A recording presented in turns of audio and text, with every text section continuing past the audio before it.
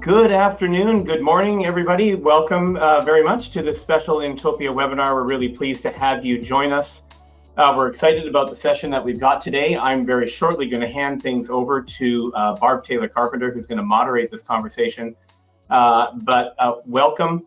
We're pleased to have you. We think that we've got something special and interesting for you all to take away. Just a reminder, when you finish up with watching the webinar today, you're likely to get an invite to finish a survey and do a little review of what you liked about the content and what you didn't. We invite you to please do that. That's very helpful for us as we plan things going forward.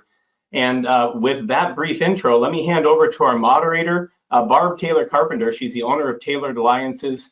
Most or many of you are going to know Barb. She's got a long history in the destination travel space. And welcome, Barb. Thanks for helping us out here. Thanks, Tom. I love the long history part. I'm going to start using that one, long history.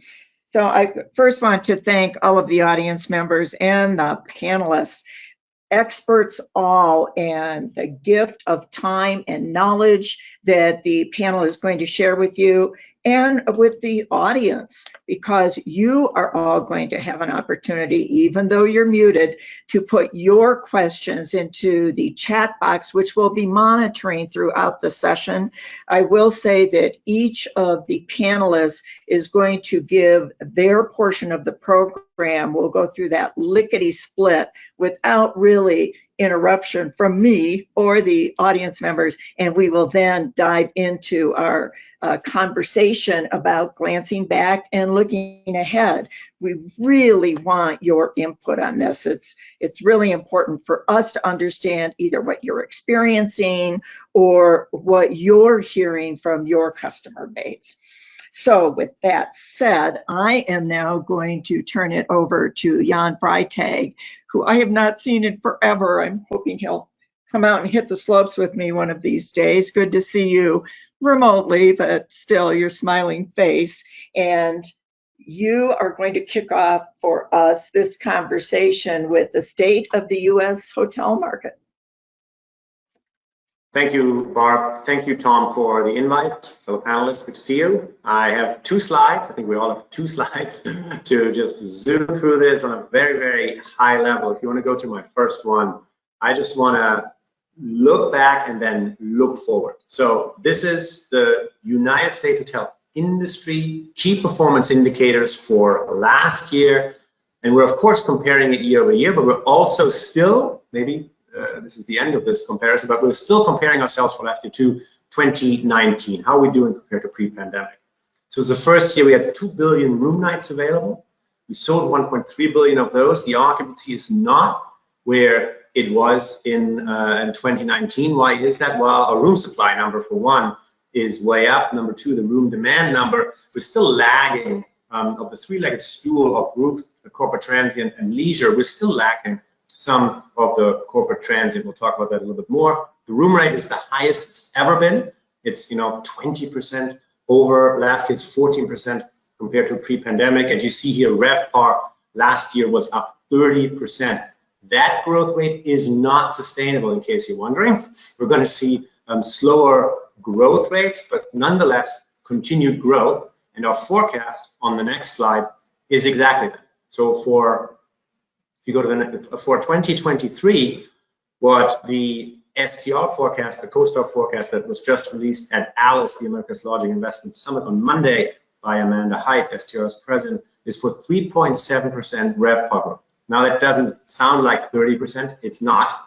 But I think what's noteworthy here is that the house call from CoStar is a mild recession in Q2 and Q3. And this is the first time in the 30-year STR history that we're projecting RevPAR growth in a recession. So, not amazing growth, but certainly ADR growth, more room rate growth on top of where we already are, and some occupancy increases gets us to positive RevPAR change. I think that's sort of the key takeaway from my 2 slides is yes, recession, but yes, also RevPAR growth. Thank you. All right, well, and with that, then I'm going to jump in and give my piece. A little bit different data set here. I'm looking at destination resorts specifically with a focus on mountain resorts, beach resorts, and those resorts that have attractions to them like water parks and so forth. And as we look back versus 2022 for our little glance in the rearview mirror, direct your attention to the top left of this slide, where we're looking at 6-month moving averages of, in orange, ADR, average daily rate, and in the dark gray, room nights booked, or demand, if you will. And over the course of 2022, we really saw a softening of both of those things in averages and in absolutes. So what I was talking about is travel inflation in 2022, and the really high gains in rate really began to soften as the year went along. And that was in response to really soft booking demand that started way back in December of 2021 for advances. And in fact, booking pace in 2022 was down, not just versus 2021, but down versus 2019, which kind of signaled for us some alarm bells. And so as the year went on and things continued to be stifled, we sought to see this inversion. Why that's significant to us is rate has been offsetting the soft bookings over the course of the past, 18 to 24 months. And as ADR has softened, it's no longer now gaining enough to offset this declining room nights booked and demand. And the result is that in November and December, we actually moved towards negative RevPAR across the destination resorts. And that's a little bit of a concern. It's also quite different than Jan's data set and what they're talking about. And we'll talk about that a little bit more when we get into the discussion, I'm sure. The second thing that really emerged in 2022 was a shortening of length of stay. And that's down in the bottom right-hand corner. And what we're looking at there is the year-over-year change in length of stay throughout the year. And we can see that they're actually down 6 to 8% towards the end of the year. Changes in work from home, schooling, economic conditions, plus that high rate that we saw throughout the year have really contributed to shorter stays. So that's combining with the slower booking volume to really result in problems as far as retaining positive RevPAR going forward. So if we take a look at what we're thinking about for 2023, first thing I'll do is give you some context and draw your attention to the bottom of the slide. And what we see on this slide is an index back to 2019 and taking a look at occupancy in the dark gray line, ADR in the green line, because money's green, and RevPAR in the red line. What's really notable, first of all, is that ADR and RevPAR, despite the flattening over the course of 2022 that you see to the right-hand side of this chart, is well up over 2019 and pretty strongly up over 2021, but softening. You see all these lines have stopped their growth rate. So ADR gains, I think, through 2023 are probably going to remain up, but they're going to be challenged to continue to offset the softness in the room nights booked. And so that's going to be a bit of a problem. It's going to create challenges at RevPAR. We don't see rate going a long way. So if you take a look at the green line and the cone on the end of it, we think that rate is going to either be lightly up or steady, maybe a little bit down. It's going to depend upon the month. But inventory is also going to grow over the course of the year, and that's going to change the calculus as well. We've been watching inventory come back, professionally managed inventory in mountain communities over the course of the past 12 to 14 months, and it continues to go up from where it was. The result of that, of course, is that it's harder to hit occupancy goals. It's also harder to hit RevPAR goals, so that's going to be a challenge. And room demand, we think, will be flattish. So the declines of 2022 are going to settle down. It's going to be kind of a nondescript year. And I think where they're going to see the biggest shifts is probably going to be in RevPAR as we look forward. Lots of conversations about rate and managing volume and so forth as we go forward, but I'll leave that for the second part of the call. And I think we're going to move on now to Mr. Tomsich to talk about air and flight. Bill, over to you.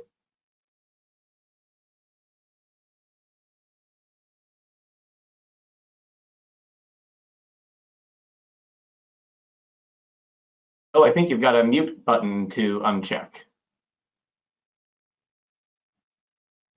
Sorry about that. My name is Bill Tomsich, and great to see you all. I'm based in the Roaring Fork Valley out of Basalt, Colorado, and I'm an air service consultant to a group called Fly Aspen Snowmass. And I also am a managing partner with Air Planners, who has clients in Colorado, New Mexico, Nevada, California, and Washington State.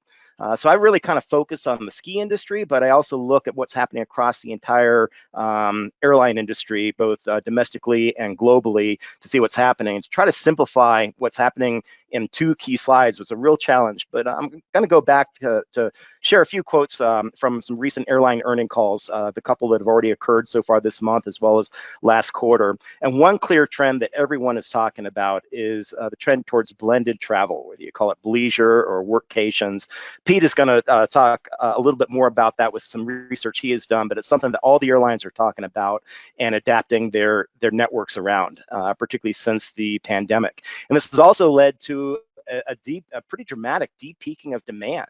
In fact, a great quote from Scott Kirby at last quarter's earnings call is that almost every weekend can now be a holiday weekend, and that really came apparent during the Thanksgiving holidays, where typically you've got these huge peaks on the Wednesday before and the Sunday after, and all the airlines saw the peak kind of spread out through the entire holiday week. And that also mirrored itself as trends over the Christmas and New Year's holidays as well. There's also been a very clear trend towards leisure travelers buying up. It's not just the corporate business travelers who are purchasing premium seats or premium economy. And another very clear trend, and this is partly because of the pilot shortage, but there are fewer RJs and smaller regional jets flying around, and a lot of upgauging across the networks of all the major carriers. Looking forward, we're seeing some diversions of strategies amongst the carriers. For example, Delta is focusing on growing their coastal hubs this past year, but plans to restore their full capacity at what they call their core hubs, places like Atlanta, Detroit, Minneapolis, and Salt Lake City for the upcoming year. And there's also a strong focus on capacity restoration. Delta's talking about being fully restored to pre-pandemic capacity levels by the end of this calendar year. And American in particular is talking about really building their network around their operational capabilities.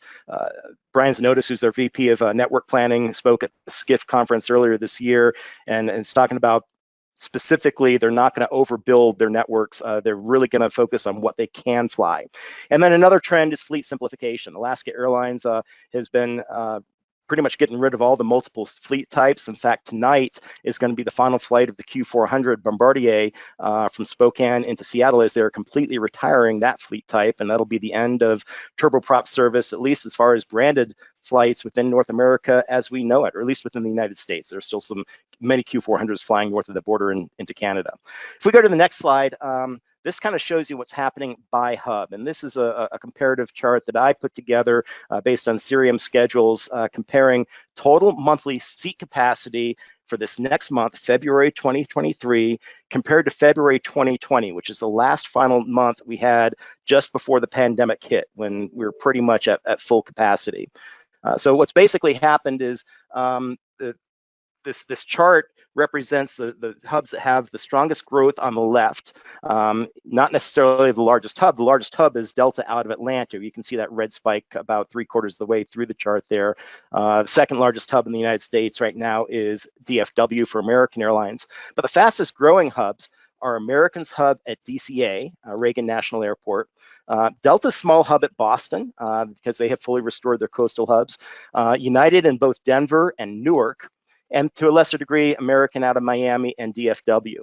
On the opposite side of the chart, you go down to the right, you can see the hubs that have not yet fully restored capacity to pre-pandemic levels. And at the bottom of the list are some of the West Coast hubs, like United's San Francisco hub, American's LAX hub, and also American's Chicago hub. And as I mentioned earlier, Delta does plan on restoring the capacity at some of their core hubs like Detroit, Minneapolis, et cetera, here over the next coming year. So that's kind of a very brief look forward about what's happening right now. I also have I don't have Southwest Airlines in this chart. I just did the major network hubs of the big three, American, Delta, and United. And they also have included Alaska's Seattle hub kind of in the middle of the chart here. But that gives you an idea of kind of where we're at, and that's important to look at to see where the passengers are going to be connecting through and where we're likely to see growth moving forward. So with that, I'm going to turn it over to Pete, who's going to talk a little bit more about this trend towards blended travel. Yeah, thanks, Bill. So I wanted to shift a bit away about talking about segments and share some research on how travel behavior has changed and also how it's likely to evolve through the coming years. So as the pandemic upended all of our worlds, it also introduced to the masses a new world of remote working. Some of us have been working remotely for most of our careers. However, this working environment was new to many, and it also opened up a new opportunity to work from anywhere. And where else would you want to work from than in a picturesque resort community, Barb, overlooking a beautiful white sand beach. Tom, I'm not sure that you're overlooking a beautiful white sand beach, but you can see the ocean, or a cultural heart of a bustling city. Now, combining travel with work is definitely not a new thing. The term bleisure, I think Jan mentioned bleisure, it's been around for quite some time. So the concept of adding a leisure extension to a business trip, that's common. For example, we surveyed US business travelers back in 2019, and they told us that about 20% of their business trips included a leisure extension. As you can see on this chart, that number has grown by over 30%. Blended travel takes the concept of adding the leisure extension to a business trip really to a whole new level. As the workforce has become untethered to an office, the ability to combine work and travel has grown significantly. More than half of US leisure travelers worked remotely during at least one leisure trip in the past year.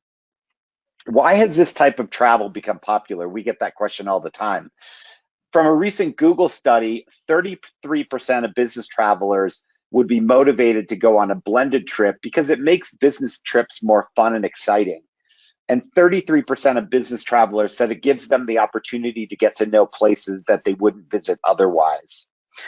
The demographic tale that this data tells is also quite interesting.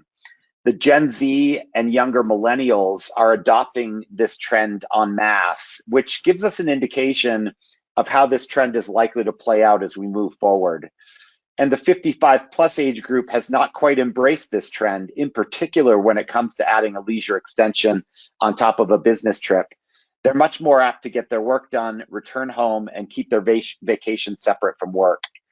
In terms of lodging categories used for blended travel, from a recent study we completed on digital nomads, nearly 50%, which is unsurprising, used short-term rentals, while just over 40% used hotels. As Bill alluded to, this trend has huge implications across the industry. So no longer can suppliers, airlines, hoteliers yield manage leisure and business travelers by days of week. Wednesday has become the new start of the weekend, and Tuesday is now the end. One thing that we'll have to keep our eyes on is if blended travel will wane a little bit as companies, in particular tech companies, are starting to require employees to come back to the office. But for now, it looks like blended travel is probably here to stay on some levels. Sustainability, as we look forward, sustainability has truly taken center stage within mainstream media and corporate earnings reports. And travelers are also considering how they can travel more sustainably. As we look ahead, it'll be interesting to see how this focus on sustainability manifests itself in as far as changing traveler behavior. Are travelers' willingness to pay more to travel more sustainably and to reduce their impact on the environment and on local travel destinations? It'll be interesting to see how that plays out. In a recent survey, we asked travelers how likely they are to take various sustainable travel measures in the next 12 months. And the results were quite interesting. Younger travelers do show slightly stronger intentions around shopping for local products, using local tour guides, eco tours, and using environmentally conscious experience providers. Intentions to travel more sustainably are strongest around eating locally, shopping, and avoiding experiences that may be harmful to the environment or local communities. And the intentions become slightly weaker around using local tour guides, eco-friendly tours, and changing modes of transportation and choosing experience providers that make sustainability a priority. In terms of willingness to pay, travelers are signaling a moderate willingness to pay green premiums, particularly around food. Roughly half stated that they would be willing to pay more for an eco-friendly tour or to hire a local tour guide. 3 in 10 would consider purchasing carbon offsets. And somewhat surprisingly, it's that younger demographic with less disposable incomes that are demonstrating a stronger willingness to pay more for sustainable travel options. So with all this discussion around sustainability, as well as some signals that travelers intend to travel more sustainably, it'll be interesting to see how this pans out when it comes to actual behavior.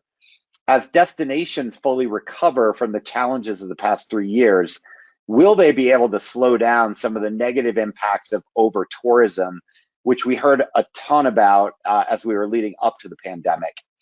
And maybe more importantly, will travelers truly change their behavior? They're only taking one to two trips a year on average, and they want to get out and see some of the most iconic sightseeing attractions on their bucket list. So to answer these questions, we're actually fielding a survey in key markets in North America and Western Europe in the coming few months to try to get a pulse of how conscious travelers will play out in the coming years. And we're also looking at how travel suppliers are adapting their offerings to promote a more sustainable experience.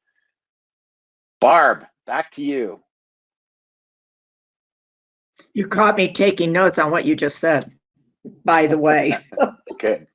Yeah, that was very interesting from all of you. So I won't focus on you, Pete, right now, although I'm sorely tempted. So we're going to start this out with a high-level question that you can either answer specific to the area that you talked about or to the travel industry in general. And that is, what do you think is the single or the top leading economic predictor of upswings or downswings for the U.S. hospitality and or lodging sector? The single leading economic indicator. Is that to anybody? Anybody, everybody. Because it might be different answers depending upon who is answering. I Right. think that consumer confidence is largely indicative and is a great leading economic indicator. And maybe a little bit more granularly, I might even suggest consumer sentiment, which is done by the University of Michigan. It tends to be a good indicator of how confidence is going to perform, but I believe that it sits more realistically amongst a broader range of consumers and typically stays lower than confidence in bad times and climbs higher than confidence relative to itself in good times. So I would say the Consumer Sentiment Index ultimately from the University of Michigan. Anybody else got a thought? Yeah, I'll jump in just from a discretionary spend perspective. So travel's been pretty resilient. People have been willing to pay these huge premiums on room rates over the past year. So I think the big question of the industry is how likely will that be to continue? Jan alluded to it. I think, it's amazing to see, prediction of recession and also growth in RevPAR. As you said, Jan, we've never seen that before. But travel truly remains at the top, as far as discretionary spend. We looked at this, I think, last year, and a good 15 percentage points ahead of other categories like home improvement, nightlife, restaurants, electronics. Some of those spend categories are quite significantly behind travel and tourism. So I think people are still willing to spend. They missed a year in 2020. Many of them did. So I think we're gonna see, even as their spending power is likely going to be declining here, that travel's still going to remain at the top of that list. I'm going to offer a slightly different perspective here and talk about capacity limits, particularly being in the Roaring Fork Valley and working in the destination of Aspen Snowmass, where we did see a significant recovery even during the height of the pandemic. It was a limitation on available hotel rooms and available airline seats that kind of limited the recovery. And even to this day, now that we're pretty well past the pandemic, the availability of rooms over the holidays was absolutely a limiting factor for our community, and even airspace limitations. It's not just the available seat capacity, because we had lots of flights that the commercial carriers were flying in, but with a one-way in and one-way out airport, you can only have 16 operations per hour at the Aspen airport. And when you have lots of private jets also wanting to share that airspace, it becomes an issue. And so from my perspective, I'm looking at capacity limitation as being one of those big single most important issues is affecting this particular destination. I'm going to jump in just for a second, Bill, because I want you to remind me as we move forward. That's a really interesting conversation, especially with some of the earnings calls recently. And I believe it was Scott Kirby, but don't quote me on that one, was talking about the capacity limitation due to labor.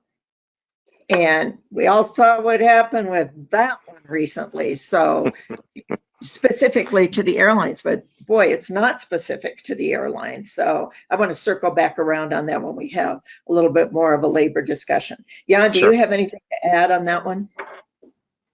Yeah, I think we're more in Tom's boat. We're going very high level. We're saying GDP growth matters most, and GDP drives travel demand, not just from disposable income on the leisure side, but also on the corporate side.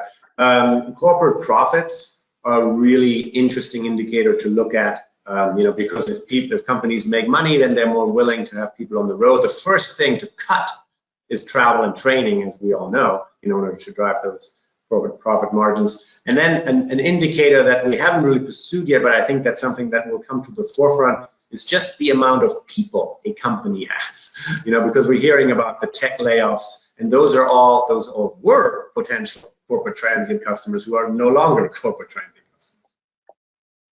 Yep. I actually have a comment on that I'll make right now on the tech workers. So tech workers are less than 2% of the total workforce in the US. And there was a somewhere article yesterday saying, and what kind of workers do so many industries need right now?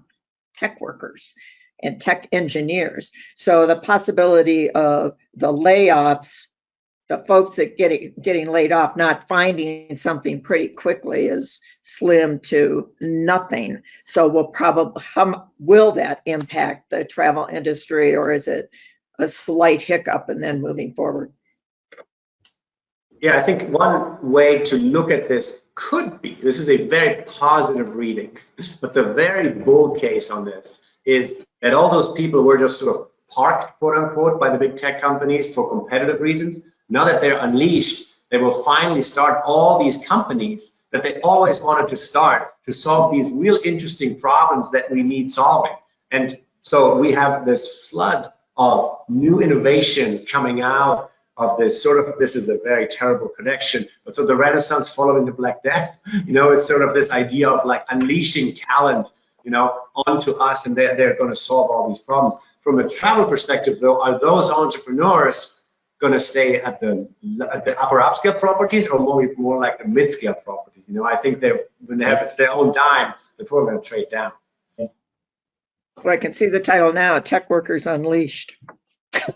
Yeah, and I'm with Jan here. We've seen over, entrepreneurs, they love crises. That's what they thrive on, right? And if we look back at the Great Recession, companies like Uber and Airbnb, that's when those companies were founded. I think we might see a little delay, though, to Jan's point. There are a lot of tech workers that are being unleashed out into the workforce. Many of them are starting companies. We've tracked startups for 15 years, and we see really increase in founding during times of disruption. So hopefully we will see a much more efficient running industry as these tech workers are solving some of the problems that we haven't been able to solve over the years. Well, and I think from the greater economic point of view as well, we have to keep in mind that jobs are still being created in the economy really strongly, right? 226,000 last month.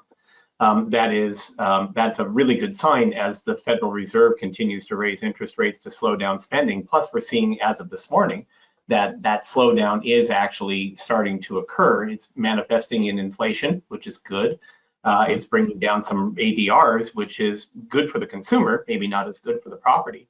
The other side of the layoffs is, a lot of companies look at layoffs in other sectors as a hiring opportunity to fill positions that they can't get and to bring people on board, which is sort of an extension of your point earlier, Barb. Yeah. So, I think that there is actually something really organic going on. And we'll all remember that 2 years ago, there was an entrepreneurial boom, right, during the pandemic. As people, as 20 million people lost their jobs, a lot of them went to work for themselves coming back out of that. Don't know how many survived, but this is sort of V2 of the boom now with the entrepreneurial thing to take, Jan's rosy outlook and extend it. It's actually, it's a good thing. Just to piggyback on that real quick, as an anecdote, I was just at the Alice conference in LA on Monday, Tuesday, and I heard this exact comment from people in the Bay Area that suddenly these lower level tech people looking for jobs are asking hotels, hey, what do you have? Restaurants, hey, what do you have? So there's an interesting, it's exactly what you said, there's an opportunity to hire. Yeah, and in a sector that is still 940,000 jobs below what it was in February of 2020, we need all the opportunity we can get in travel and tourism. I'm going to throw out a couple of phrases that will be probably like a ball of twine. One of them is pent-up demand, talking about pent-up demand. How valid is it to keep comparing to 2019? And where are we with those? I'm understanding that many travel decisions are still being made based on the expected experience of the traveler. So is that contributing to what we call pent-up demand? What are we doing? I'll jump in on that first because I happened to talk about this in the most recent briefing that we did. We have been continuing to compare year-over-year data and versus 2019. And we've done that for the past 2.5 years, coming up on 3 years for obvious reasons. When you're in years of unmatched disruption, you have to have some sort of a benchmark in which to contextualize what's going on. Year-over-year gains in rate or occupancy or declines for that matter should be expected when you're measuring against an unprecedented boom year. You have to expect that things are going to go downward. And so you've got to think about it in historical context. But we're looking at 2023 as the opportunity to actually start measuring fairly reliably year over year. Several significant things are going to annualize this year. And that is widespread vaccines and boosters. Pretty much within the population are two of them. War in Ukraine is another one that's going to annualize, and that's had an impact on global economies, and that'll happen in April. Actually, it happens in February, but some of the economic forces around energy costs and the massive inflation annualize in April. So those are just a couple of examples of things that let us look at 2023 and say, that's kind of close to 2022. We can start fairly reliably measuring year over year. We're still going to check against 2019 to see how we're doing in historic context. But I think we now can start to say what is annual progression. And specific to pent-up demand, I think that for the resort and leisure market that we look at, pent-up demand has been waning for a long time, but it also boomed very early. I think there's a lot of pent-up demand in the business travel marketplace and in the urban travel marketplace, and Jan would know more about that, and probably in flight as well. So that's my 2 cents on it. My 2 cents on this is I'm comparing, it all depends on the market that we're looking at. In some cases, if 2019 was the high water mark, that's what we're comparing against, at least in the case of Aspen Snowmass, looking at their airport numbers. In other cases, we're comparing against last year, because in the case of Bishop in California, that was a new flight program that was only established last winter. But I hate to go back to our friend Scott Kirby, but he's had so many colorful quotes lately that are worth referencing. And one that he had on last week's earnings call talked about when we're expected to return to normal pre-pandemic conditions? And he said never. It's a whole fundamental new shift and a new travel environment that the airlines are preparing for, and United Airlines in particular saw this a couple of years ago in the pandemic, and they're the only airline that has not grounded any of their wide-body aircraft, and that's the reason they've been able to recover so quickly, particularly on the global capacity front, where United is now leading all the other airlines, both transatlantic, trans-Pacific, and into Latin America. I think the never comment is interesting, but from the hotel side, I would propose it's true, but the three-legged stool of leisure, corporate transient, group, leisure and group are never going to go back because they're above 2019, and corporate transient is never going to come back because it's well below 2019. And some would argue it's structurally impaired, just because we do this, but we're not in a room together. Zoom and Teams and whatever is also, whatever we want, go to webinar is all very, very efficient. So it's an interesting comment about never. I think that rings true. Yeah, I think to build off what Jan said, we've tracked travel leisure incidents for years and years and years, and obviously in 2020 we saw a huge drop. 2021 came back. It was driven primarily by the younger demographics.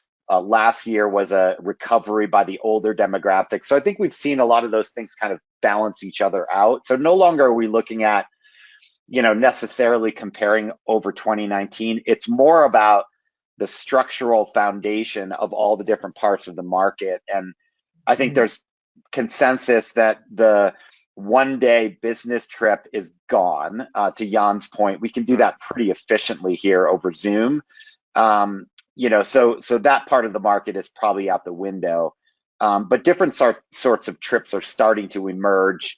We talked a lot about, in particular for a group of primarily resort destinations that tune into these types of webinars, they're seeing a lot of corporate retreats where, distributed workforces are now choosing attractive places to come and meet as leadership teams and as company offsites. So those sorts of trips have accelerated and are probably way over 2019 levels, just because of the structural change in the marketplace. So I think for us, it's more about what sort of changes are we going to see really stick from the challenges that we've had over the last 3 years. What's going to stick and what's going to really start to revert back to the mean. Uh-huh. I just want to add to your list of groups that are doing, I think incentive travel is also something really, really strong, really coming back full force. High-end resorts value the employees that do good work for you and make sure they never, ever go to somebody else. And how do you do that? You give them a pat in the back. That's not enough. You give them a really, really nice trip, maybe with their spouses. Add some of that blended travel, and that we've definitely seen that as well. That is absolutely correct. The meeting in the MICE segment is really my wheelhouse, and I track that pretty closely. Definitely coming back. The one-day meetings are starting to surge. So hotels and convention centers are all trying to figure out not only pricing, but how do they service that one day, because it's a constant turn. So that kind of makes it interesting, to say the least. I also love the Scott comment, Bill, about never. It's always fascinating to me that we want to know when things are going to go back to normal. And I'm pretty sure that's a question the dinosaurs may have asked. And we all know how well that worked out for them. So one more thing, Barb, on this topic that I wanted to jump in on this topic. The Chinese traveler, we haven't talked about it yet, but that market has been fully closed for the last couple of years, and it's rapidly opening. So I think we're going to start to see, a lot of pent-up outbound demand from the Chinese markets. There's still a lot of problems internationally. We track international travel, and visa wait times is probably the thing that we hear the most that's restricting international inbound to the US market. But that Chinese story is one that I think we're gonna see play out in 2023. Have their travel behaviors changed? They're going to drive a lot of that because it's obviously a huge market. A little nuance on New that Year.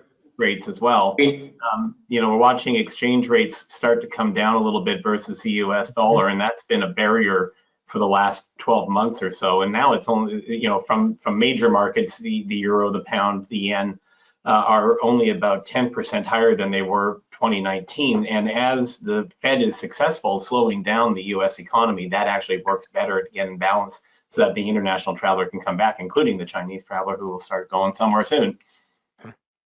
I think on China, Happy New Year of the rabbit, I guess.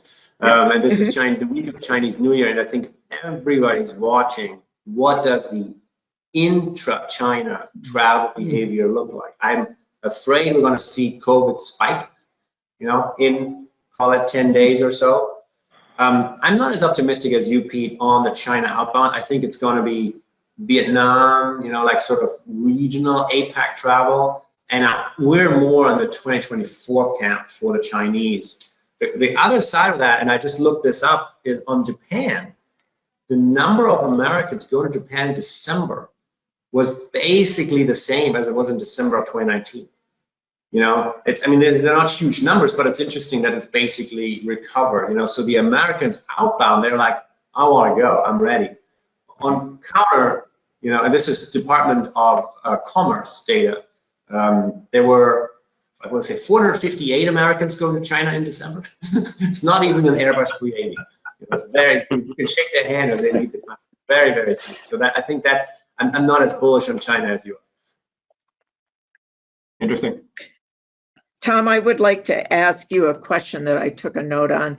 In your opening presentation, you talked about room inventory is increasing in many of the destination markets. What do you attribute that to? I think there are a couple of different things. Room inventory dropped dramatically over the course of the pandemic as people took their homes off the market, didn't want people coming to stay, and a lot of those units are shared either on the rent by owner marketplaces like Vrbo and Airbnb, or they're also professionally managed.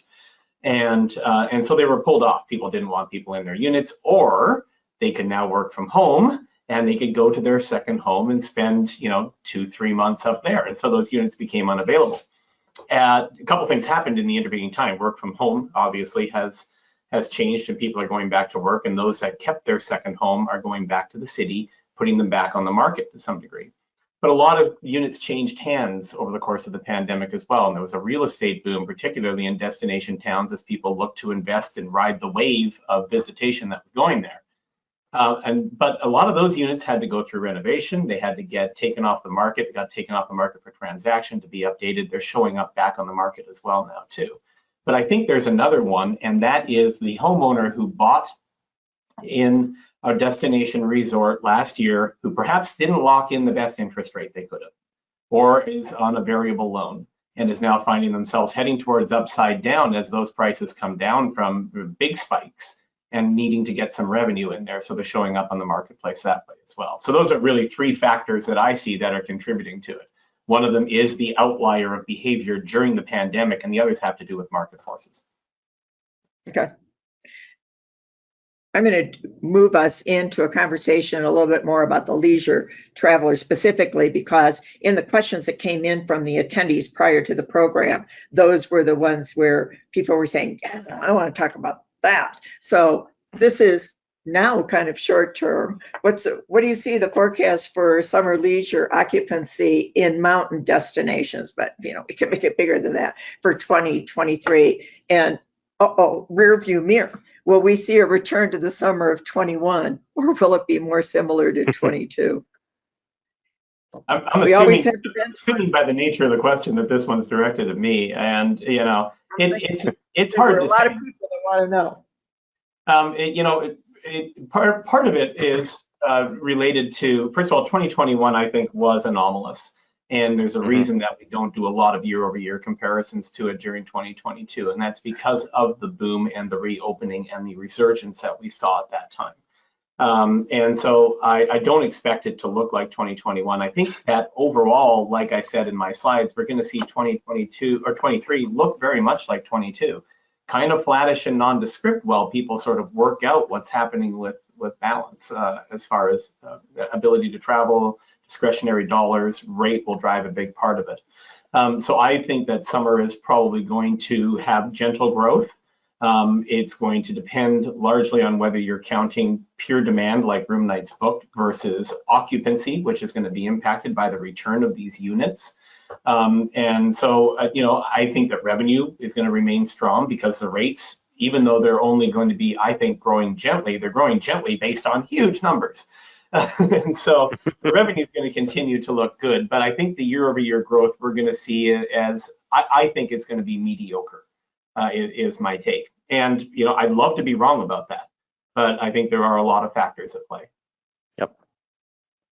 Yeah, building on that, I'll just add a little bit. As I was sharing before we came on live here, I was up relatively early this morning with the chief marketing officer of Booking.com, and he's got the biggest data set in the world, and he's when it comes to booking travel accommodation, and I think we all saw that the local domestic really accelerate 2020, 2021, and people kind of rediscovered their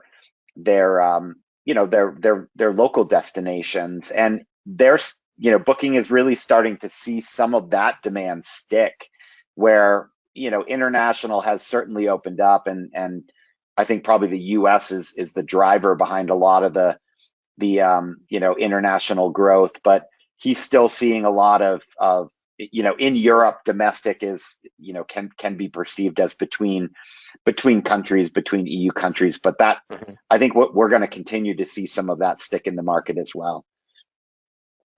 Okay. Bill, here's one that it might as well have said, Dear Bill. How do you see airline drama impacting future leisure travel? And again, a lot of people hashtag this one to say, yes, I want to know. There has been a lot of airline drama recently. Fortunately, at the Aspen-Pickens County Airport that serves Aspen Snowmass, it hasn't been nearly as dramatic as the prior year, as the airlines have really focused on improving the quality of their operations. So while the Aspen Airport saw a huge improvement, of course, we saw an operational meltdown from Southwest Airlines that had huge impacts across all corners of the country and down south of the border as well. And particularly in Denver, markets that are served by Southwest from Denver that include Montrose, Hayden, Bozeman, Montana, and Reno, Nevada, serving the Reno-Tahoe area where Southwest was the #1 airline. And that's why the airlines are so focused on really starting to build their networks around their operational capabilities. That's something that American really focused on a year ago, and it's going to take time before everything gets rebuilt, and there are going to be capacity constraints, and we had capacity constraints last year. It's only going to be so big that the industry can go. It sounds like the big three are really working on making sure that they can operationalize their schedules, and there has been some criticism about some of the other ultra low cost carriers in particular in their ability to fly the schedules that they have out there for sale. So measuring capacity is one thing, measuring the actual completed flights is a whole different story. But to answer the question in terms of the drama moving forward, this is a major focus of the airlines, is to do a better job, because another great quote that came out from one of the recent earnings calls is, a reliable operation is a highly profitable one. So the airlines are very much incentivized to continue with a reliable operation. That actually was a quote from Andrew Nacella, Chief Commercial Officer from United. Hey, Bill, how much do you think, Southwest we can use as a case in point? How much of that is just technology challenges on their side versus how much of it is workforce? And I know Barb wanted to touch on workforce, which is a challenge, across different categories. I don't want to turn this into a case study about Southwest Airlines because there are so many factors that go into it. In fact, I understand that the CEO is going to be interviewed by Lester Holt on this evening's NBC Nightly News to talk about it. So I'll defer to his comments about what happened specifically with Southwest, but it shows you how fragile the infrastructure can be, and when any one of those pieces falls, how quickly things can collapse. And by all accounts, it started in Denver, with the frigid, cold temperatures, which all the airlines were dealing with for a couple of days there, and they had a lot of sick outs. So it started with labor issues, but it got compounded by many other issues. It sounds like a great opportunity for a lot of those recently unemployed tech workers. I know Bart wants to talk about labor, but I also think we have to just talk about climate change in this specific instance. I think it impacts the travel industry, and we have to be resilient, and we have to let our clients know it's like, hey, things might go wrong. I know that the airlines are planning for it, but the weather is getting more extreme, hotter, colder, too much water, too little water, and I think that's going to be with us going forward. I don't want to hijack the conversation. We can talk about labor, but I think this is clearly an example in a long line of examples where the weather is just going to more extreme. And one thing the airlines do nowadays that hadn't existed until relatively recently is all the weather and travel advisories and free travel waivers that they're putting out in anticipation of weather disruptions. So it allows people with flexibility to get ahead of the storm and change their travel plans. And that's the biggest advice I have to travelers in trying to anticipate travel problems is be aware of what's happening with the weather forecast and be flexible and be prepared to travel early if given that opportunity. Here's an interesting twist on climate change and travel. I'm getting ready to go to MTS and was looking at my flight from Vancouver to Calgary. And Air Canada tells you by flight how many kilograms of CO2 they're going to expend per traveler for that booking so that people can make green decisions on air travel if there is such a thing. We'll call it green decisions on air travel because there's still a lot of CO2, it turns out, per person. But that was an interesting twist. And of course, Jan, your point is really valid for a large part of maybe this listening audience who are reliant on snow during the winter and, nice mountain conditions during the summer, or who are reliant on a lack of hurricanes or them being less severe or fewer tornadoes spinning off of them for those of us who are, those who have destinations that are theme parks or beach communities. Whether smoke is an issue, and smoke can keep planes from landing, but it also can harm people when there's other conditions going on. They can keep people indoors. North Lake Tahoe last year was an excellent example of that, to the point that I think the Wall Street Journal ended up picking up on it and doing a story. So climate change is certainly something that has I think an existential conversation for some of our listeners, certainly today, who rely on snow during the winter. Thankfully, this year's La Nina forecast is failing to come true, and everybody's skiing to their heart's content from the Sierras east, and even now in the Northeast after a dry start. So that's good. And there was a comment coming in from one of the attendees prior to, but about the mention of a smoke clause in contracts. So. Locusts can't be too far behind, I'm sure. Yeah, kind of cancellation policies and related to smoke, or travel insurance related to smoke. Right. Yeah. We've spent a lot of time talking about the leisure segment. Do you have comments, and again, came from an attendee, do you have comments about urban and impacts on urban destinations, really? But that's Jan for sure. I mean, it's really a tale of two cities, right? If you are in Miami, Tampa, Norfolk, Phoenix, you've had a good year or the best year ever. If you're right now in downtown San Francisco, Portland, Seattle, Detroit, Minneapolis, Washington, D.C., with the lack of office workers, their hotels are absolutely suffering.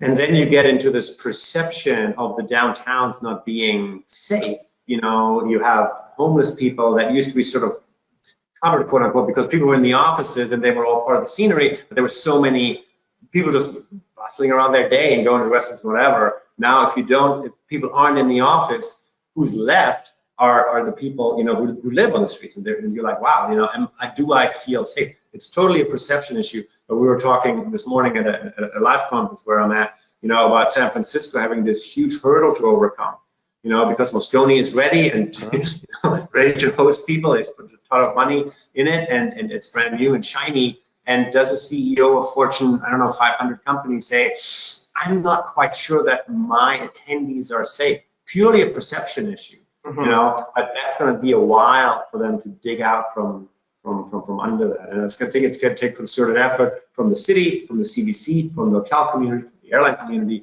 to get people together and say, yeah, you should have this meeting. Yep. Yeah, and you talked about a number of markets that are struggling. San Francisco clearly is one of them. There's one market we haven't talked about that is absolutely booming, and that's Austin, Texas. You know, American Airlines has just made some massive expansions there over the past couple of years. They now have 35 destinations served nonstop out of Austin. It doesn't function as a hub for them. That's the reason it wasn't on my hub list, but it is absolutely the single fastest growing airport, major airport in the United States right now. It's because of the booming economy there. Yeah, it's the fund migration from San Francisco to Austin that happened. Really, that was a big driver behind it. Bill, I'm based in Nashville, so I'm contractually forbidden from using Austin in anything. So Our apologies in advance. So as we come into the very final minutes on this, I'd like each of you to identify for the audience, if you were an audience member today, what would you believe to be either their biggest takeaway or there should be on their aha moment? I'll jump in first. So, you know, I talked about two kind of, you know, traveler driven trends around blended travel and sustainability. We touched on sustainability. We could probably spend an entire webinar on it. I think it remains to be seen, you know, how travel behavior will change. It's certainly risen in their minds. And so if I were a resort destination, I would definitely make sure that I'm first off changing my operations to accommodate sustainability. I think travelers can see right through it if it's just a smoke screen of marketing, but also put some marketing effort behind it, because I think it is resonating with travelers. They want to, at least, you know, if they're comparing destinations and the prices are similar, you know, I suspect we're going to start to see decisions being made based on sustainability. I think it's going to be a really big factor moving forward. I'll go next here. Pete, you mentioned change a number of times in your remarks, and I was going to say my number one takeaway is that change happens. You know, change is something we need to be prepared for. We talked about the diverging strategies among airlines. And in the old days, it seems like one airline would have a good idea and all the other airlines would follow line and implement the exact same idea. And what we're seeing right now is different strategies from different airlines, and they're all experimenting with change and being prepared to change for the future. And that's what we as destinations need to be prepared for as well. Yep, I'm sort of along the same lines. I have been saying for a long time, said it in 2008, 9, 10, and been saying it now for the last year and a half, stay nimble, right? Watch what's going on. Things are it feels like things are getting easier to be predictive about because we're out of the pandemic, but there's a whole new set of things. And be prepared to respond, but be proactive as well. Understand the data, look forward and look under the data to see what's driving it so that you can be nimble to the change. And from my perspective, one real and one sort of little tongue in cheek, but the first one is, you know, labor in relation to what you're charging. You know, I'm at a conference here with very high-end travel advisors, you know, and their clients, they don't really mind spending $2,500 a room, but you got to be able to deliver on that service, you know, and there will be some hotels that we're just riding the wave and they cannot deliver. So labor, training, you know, motivation of your staff, that's critical. And the other topic that I now have in my presentations is ChatGPT, or the OpenAI. You know, and if you don't know what I'm talking about, you should Google it. It blows your mind about what this program that basically has taken all of the internet, all the knowledge of the internet, and can do full sentences about any question that you have. It's truly, if you're a content creator, a content provider, this is something you have to be in front of. And with Microsoft investing $10 billion in it as of 48 hours ago, you got to think it's going to be floating right into all our faces soon. Yeah. That was in real dollars, not Bitcoin. Is that correct? I think that's right. Yeah. Yeah. Okay. Mine would be to be the part of the solution. So look forward, incorporate all of the stakeholders in decisions that you're making, not just internal, not just external, just really build your network and your village and pay attention to the world around you. I will close us out here by thanking everybody on this call for joining, and Barb for keeping us on time and on track. We're a minute late, but only because I started talking. And thank you to all of our attendees. Remember to do the survey, and there will be a recording of this available to you as well that you'd be welcome to share. So thanks, everybody. A good conversation. I appreciate your participation with us. Thanks, everyone. Thanks, everyone. Thank you. Alrighty.